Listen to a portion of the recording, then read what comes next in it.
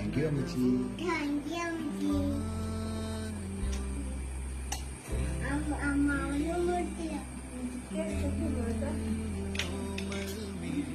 അമ്മയ്ക്കോ?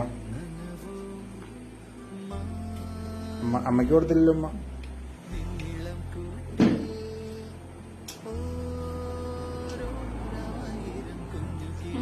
പോവാം.